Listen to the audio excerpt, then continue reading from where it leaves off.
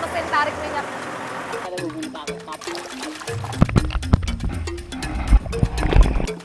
Ini nih sebenarnya air limpahan dari banjir Bengawan Solo.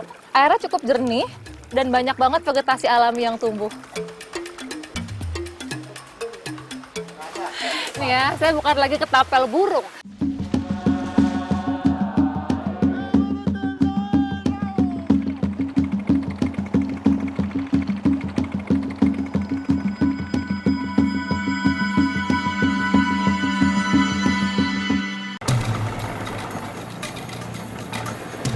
Kepulan asap hitam, genangan minyak, serta raungan mesin diesel mengisi setiap sisi perjalanan saya kali ini di Desa Wonocolo, Kabupaten Bojonegoro.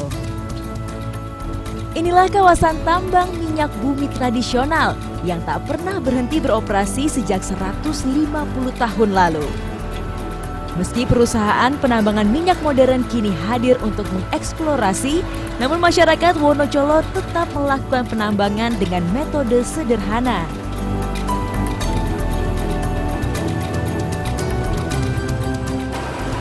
Nih ya, biasanya kalau perusahaan minyak itu menentukan titik pengeboran pakai pemetaan, data yang akurat. Tapi masyarakat di sini pakai insting. Patokannya ya ini nih, sumur-sumur tua yang dibangun Belanda. Jarak-jarak 20 meter sampai 30 meter mereka baru gali. Ya, namanya juga insting ya, sering salah gali. Tapi berulang-ulang dicoba, akhirnya dapat juga.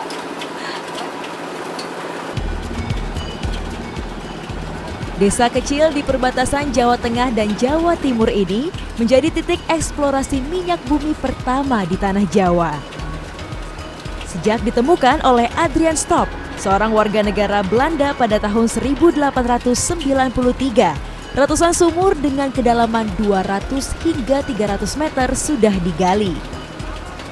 Karena hasil minyaknya, Desa Wonocolo pernah disebut sebagai desa terkaya di Indonesia pada tahun 1979. Adanya minyak mentah di sisi barat Bojonegoro ini memang menjadi berkah. Di saat hasil hutan dan kebun tak bisa diusahakan karena sulitnya akses pengairan, minyak menjadi sumber rejeki alternatif bagi masyarakatnya. Kalau kata orang Bojonegoro, ini panasnya matoh tenan. Panas banget. Tapi saya penasaran sama tambang minyak tradisional terbesar di dunia. Kayak gini nih. Pak, saya mau lihat tambang minyak, boleh? Boleh, silakan. Itu ada bapaknya, kata orang. Tak seperti tambang minyak modern yang menggunakan mesin pompa angguk, penambangan rakyat ini menggunakan tenaga manusia dan alat sederhana. Jadi ini semua nih masih sangat sederhana Pak ya. Ini yang menarik nih, lihat tuh.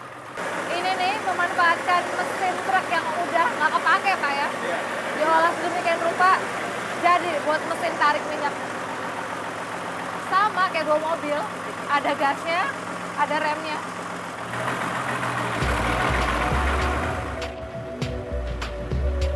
Dengan mesin diesel inilah, sling baja berongga sepanjang 3 meter yang biasa disebut timbel digerakkan naik turun untuk mengangkut campuran lumpur, air, dan minyak.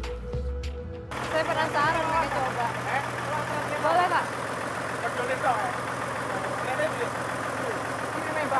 Itu doang?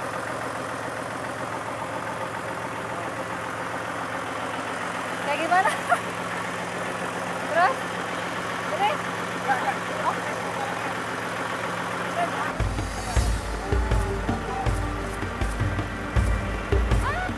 Dahulu timbel berisi campuran minyak mentah atau lantung yang bermuatan 70 liter itu ditarik dengan tenaga 10 orang pria. Udah Pak ya? Jadi memang karena ini mesin truk, pakai apa? Bener-bener kayak mobil. Makasih ya Pak.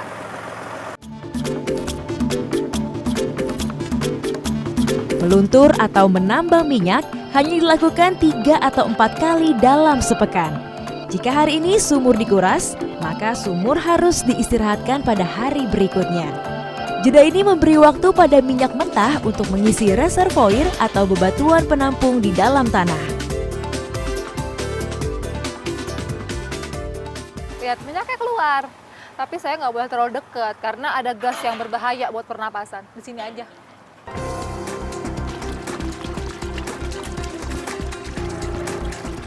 Tanpa alat keselamatan kerja yang memadai, masyarakat Wonocolo tak pernah ragu terus menambang.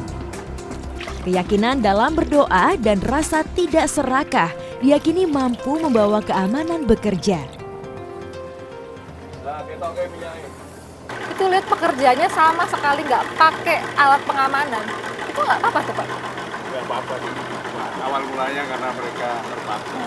Cuman itu yang mungkin bisa mereka lakukan. Tapi lama-lama jadi paham Pak ya, gimana biar safe kerjanya. Iya, lama-lama akhirnya mereka mengerti dengan mengandalkan safety seadanya.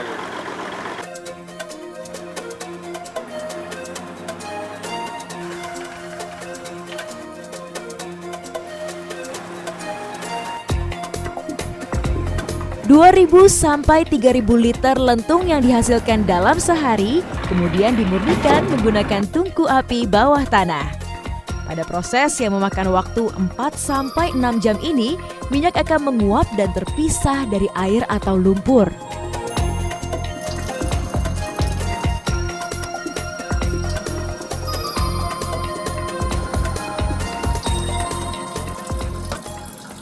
Nah ini nih, jadi dari lentung atau minyak mentah itu diuapkan, dimasak, airnya hilang. Jadi seperti ini hasil penyulingan. Dari 10 liter minyak mentah bisa diambil 9 liter. Jadi cuma menyusut 1% aja. Cukup efisien ya. Dalam satu hari, masing-masing kelompok penambang memperoleh 200 liter minyak mentah. Kelompok yang terdiri dari 10 sampai 20 orang ini menjual hasil kerjanya kepada pengepul termasuk Pertamina. Penambangan emas hitam inilah yang terus menjaga kehidupan masyarakat Wonocolo hingga kini.